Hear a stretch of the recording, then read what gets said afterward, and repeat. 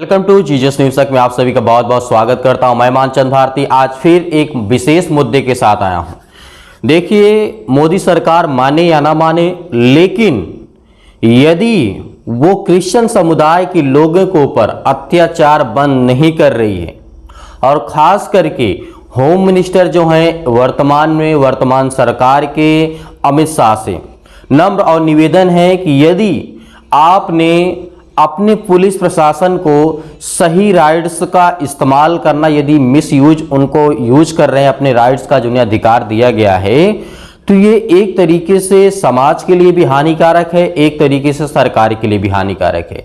तो मैं चेतावनी देता हूं और मोदी गवर्नमेंट को या फिर मोदी सरकार को कि यदि आपने अभी तक कोई एक्शन, कोई भी किसी प्रकार का कार्य नहीं किया, तो आने वाले समय में हमारे ईसाई समुदाय के लोग, हमारे संगठन के लोग कितना बड़ा, हालांकि हम उपद्रव नहीं करना चाहते हैं, बिल्कुल भी हम हिंसा बिल्कुल भी नहीं करना चाहते हैं, क्योंकि हमारा सिद्धांत यही है कि हमें हर एक मनुष्य से सृष्टि पर जो है उनसे प्यार करना है, प्यार लेना है, प्यार सीखना है और प्यार देना है और प्यार बांटना है। हमारा उद्देश्य यही होता है। लेकिन जब तक कितना तुम सताओगे, एक इंसान को टॉर्चर करते जाओगे, बार बार करते जाओगे, कभी न कभी तो गुस्सा आएगा। तो इसीलिए मेरे प्रियो, हमें बिल्कुल भी हिंसा करने की जरूरत नहीं है। हमें अहिंसा के द्वारा अपनी बातों को सरकार तक पहुंचाना हमारा कर्तव्य है। यदि पहुंचाने के बाद हमारी बातों को सरकार इग्नोर करती है, नहीं सुनती है, खास करके होम मिनिस्टर अमित शाह के लिए, क्योंकि उन्हीं के पास ये सारे राइट्स हैं, सारे अधिकार हैं, जो कि इंडियन कॉन्स्टिट्यूशन के तहत आता है। जो वर्तमान में सरकार होती है वो होम मिनिस्टर देख रेख करती है। लेकिन हमारे मोदी सरकार को 2022 और 2025 के बाद जो चुनाव होने वाले हैं, काफ़ी ज़्यादा बड़ा झटका लग सकता है, क्योंकि हमारे समाज में इतने, चाहे वो दबे निचले हिस्से के हों और ऊपरी हिस्से के हों, दोनों लोगों को सताया गया है, दोनों लोगों को काफ़ी ज़्यादा चोट, काफ़ी ज़्यादा परेशान किया गया है किसी भी चीज़ को लेकर के। यदि कोई व्यक्ति मोदी सरकार के खिलाफ नहीं है तो मोदी सरकार उसका वेलकम करती है, उसका स्वागत करती है। ठीक है, करिए, आप अपनी राजनीति का अपने हिसाब से करिए, लेकिन पहले आप इस वीडियो क्लिप को देखिए, उसके बाद मैं आपको समझाता हूं। धर्मांतरण कोई किसी का कर सकता है? मैं आज ईसाई समाज से हूँ, क्या कोई मुझे मेरे को मुस्लिम बना सकता है?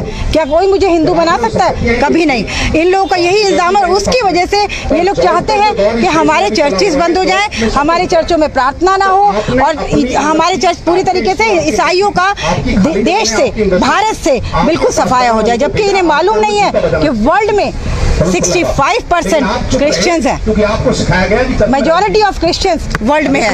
इस चीज़ को शायद मौजूदा सरकार भूल चुकी है। यदि आज वो हमें छेड़ रहे हैं, तंग कर रहे हैं, तो कब तक, हम भी कब तक चुप बैठेंगे? हम किसी लड़ाई पर विश्वास नहीं रखते, पर हमारा ये कहना है कि संविधान ने क्या मैडम, ये जो भारत में अलग अलग राज्यों में सभी जगह ऐसा हो रहा है, जो हमले हो रहे हैं पूरे भारत में ये हो रहा है? यूपी, झारखंड, पंजाब, बिहार, छत्तीसगढ़, इन सब में तो मैंने खुद डील किए हैं केसेस। और तो मेरी अभी यहाँ दिल्ली के जंतर मंतर पे जैसे आप लोग हैं, तो यहाँ पे किससे मांग करे सुरक्षा की मांग करें? यहाँ पर हम अमित शाह से, जो हमारे होम मिनिस्टर है मौजूदा, उनसे हम रिक्वेस्ट करना चाहते हैं कि वो कृपया इस तरफ ध्यान दें कि उनके जो उन्होंने तबके लोगों को दिए हुए हैं, चाहे वो RSS हो, BHP हो या VHP हो, BJP हो, वो बजरंग दल हो, और उनके जो पुलिस अधिकारी हैं वो इन राइट्स का मिसयूज कर रहे हैं। हमारे साथ बहुत जगह बदतमीजी होती है। जैसे मैडम, कभी कभी सुनने में आता है कि जो चर्च में है उसमें धर्म परिवर्तन किया जाता है, ऐसा कुछ है या लोग अपनी मर्जी से उसमें जाते हैं? नहीं, बिल्कुल गलत इल्जाम है कि हमारे यहाँ धर्म परिवर्तन बिल्कुल नहीं होता। लोग हमारे चर्चों में आते हैं, उन्हें अच्छा लगता है, तो वो कहते हैं कि मैडम, हम पास्टर जी या मैडम या कोई भी भाई या बहन, कि हम आप लोगों के साथ ही चलना चाहते हैं, तो हम उनको एक एक परिवार में वेलकम कर लेते हैं और वो हमारे परिवार में चलते हैं। और ये कि धर्म परिवर्तन कोई नहीं होता, एक मन परिवर्तन है, ये तो लोगों का धर्म परिवर्तन बिल्कुल नहीं है। अगर कोई किसी धर्म का भी है वो उसी में रहता है, बस एक प्रार्थना के लिए आप लोगों के लिए। जिस तरीके से आपने इस वीडियो में देखा कि एक महिला है जो कि क्रिश्चियन समुदाय से हैं और उनका मानना है कि पुलिस जो राइट्स हैं, जो अधिकार हैं, उसका मिसयूज कर रही है। ये बात सत्य है, स्वाभाविक बात है। चाहे आप छत्तीसगढ़ ले लीजिए, उत्तराखंड ले लीजिए, उत्तर प्रदेश ले लीजिए, बिहार ले लीजिए, पंजाब ले लीजिए, कोई भी अदरवाइज कोई भी स्टेट आप ले लीजिए, जहां पर किसी की भी सरकार है वहां पर क्या होता है, बजरंग दल आरएसएस के लोगों का दबदबा है, बीजेपी लोगों का दबदबा है। इसलिए पुलिस प्रशासन भी अपनी नौकरी 20-25 हज़ार की बचाने के चक्कर में उनको करना पड़ जाता है। मेरे प्रियो, मान लीजिए कि मैं कोई अच्छे पोस्ट पर हूं, अधिकारी रैंक का हूं और मेरे नीचे काफ़ी लोग काम करते हैं, मैं जो कहूँगा वो करेंगे, सीधी बात है। और लेकिन मेरे ऊपर भी कोई है, एमएलए हो गया, सांसद हो गया, कोई मंत्री हो गया, तो भाई सीधी बात है मैं उनकी बातों को मानूंगा, क्योंकि मुझे भी नौकरी करना है। तो ये सब हमारा सिस्टम इतना करप्ट हो चुका है, इतना खराब हो चुका है कि कानून नाम की कोई चीज़ नहीं रहेगी। कानून का मतलब होता है सामान्य।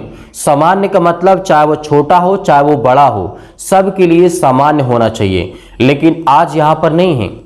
अडानी अंबानी के जो यहाँ पर कोई भी एरिया हो, मैं ये नहीं कहता हूँ, उनकी अगर किसी भी चीज़ को या पकड़ा जाता है या फिर आप समझ रहे हैं कोई भी चीज़ पकड़ा जाता है तो उसमें कोई एक्शन नहीं, गोदी मीडिया नहीं बोलती है कुछ, न किसी प्रकार की कोई मीडिया दिखाती है, और ना ही हमारे क्रिश्चियन समुदाय में कोई लड़ाई झगड़े होते हैं, चर्चों तोड़ फोड़ की जाती है, उसको बिल्कुल भी नहीं दिखाते हैं। क्यों? क्योंकि उनका सिर्फ एक ही एजेंडा है, जो मोदी सरकार कहेगी वो हम करेंगे। मोदी सरकार को दिखाना है, दिन भर में 10 बार 50 बार 100 बार दिखाना है तो वो दिखाएंगे, क्योंकि उनको पैसा मिलता है। सीधी स्वाभाविक बात है। तो मेरे प्रियो, मोदी सरकार को हमें झटका देना है। क्यों? क्योंकि हम यदि लड़ नहीं सकते तो अपने मूल्यों का, अपने अधिकारों का सही इस्तेमाल करके हमें एकत्र होना होगा, हमें जुड़ना होगा, हमें ये बताना होगा कि जिस लोगों ने, जिस जनता ने तुम्हें वहां पर बैठाया है उस कुर्सी पर, वही जनता एक दिन तुम्हें उतार करके फेंक देगी और वहां से, क्योंकि इतिहास गवाह है, जिसने अपने आप पर घमंड किया है उस सृष्टि पर, इस संसार में काफी जनता टिका नहीं मेरे प्रियो। तो इसीलिए आपको बिल्कुल भी घबराना नहीं है, बिल्कुल भी चिंतित नहीं होना है। आप स्वतंत्र हैं, आप आज़ाद हैं। अपने राइट्स को, अपने अधिकार को अच्छी तरीके से जानिए, समझिए।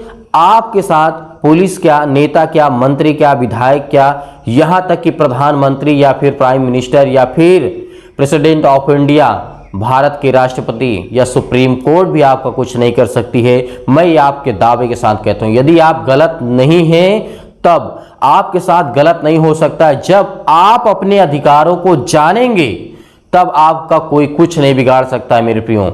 लेकिन याद रखना कि हमारे समाज में, हमारे मसीह भाई बहनों के बीच में कोई भी किसी प्रकार का कोई कानून नियम को नहीं जानना चाहता है, सिर्फ परमेश्वर से दुआ करता है। प्रभु यीशु मसीह ने कहा था कि तुम जिस देश में रहते हो, जिस राज्य में रहते हो, जिस गांव में, जिस शहर में रहते हो, वहां के नियम कायदे और कानून को फॉलो करना, वहां की बातों को मानना, क्योंकि ये प्रभु यीशु मसीह ने हमें सिखाया है।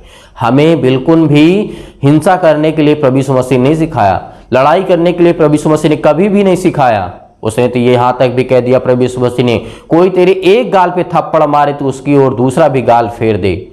इतना दयावंत हमारा परमेश्वर है, हम पर दया करने वाला और हर एक मनुष्यों पर करुणा करने वाला, आशीष देने वाला वो हमारा परमेश्वर है। इसीलिए आज से आपको बिल्कुल भी भयभीत नहीं होना है, बिल्कुल भी चिंतित नहीं होना है। कोई भी सरकार है, हमारा राइट्स है, हमारा अधिकार है, हमारा हक है, हर एक चीज़ों से लेकर के जीने का, बोलने का, टहलने का, प्रचार करने का, बताने का, प्रार्थना करने का, वचन को प्रचार करने का, सब हमारे पास अधिकार हैं। लेकिन आज कोई जानना नहीं चाहता है।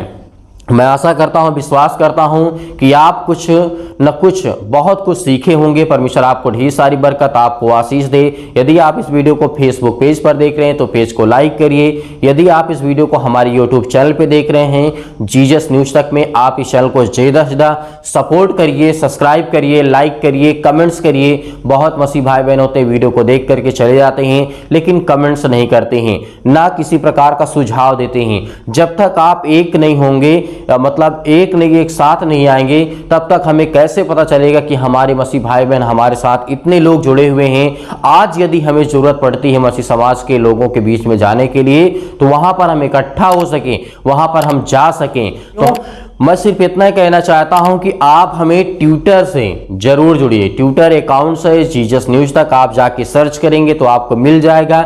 यदि आप नहीं इस्तेमाल करते हैं या फिर इंस्टाग्राम नहीं इस्तेमाल करते हैं तो सीधा प्ले स्टोर है, वहां पर आप क्लिक करके इंस्टॉल करिए ट्विटर को और इंस्टाग्राम को। इंस्टॉल करने के बाद अकाउंट बनाइए बढ़िया से, उसके बाद वहां पर हमें रीट्वीट करिए, क्योंकि रीट्वीट करना बेहद जरूरी है।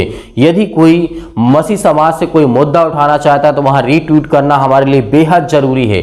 तो मेरे प्रियो, मैं आशा करता हूं कि आप सभी लोग जानकार होंगे, समझदार होंगे और जागरूक होंगे थोड़ा सोशल मीडिया को लेकर के, क्योंकि सोशल मीडिया के माध्यम से हम बहुत कुछ कर सकते हैं। परमेश्वर आपको ढेर सारी बरकत, आपको आशीष दे। God bless you all of you. Thank you.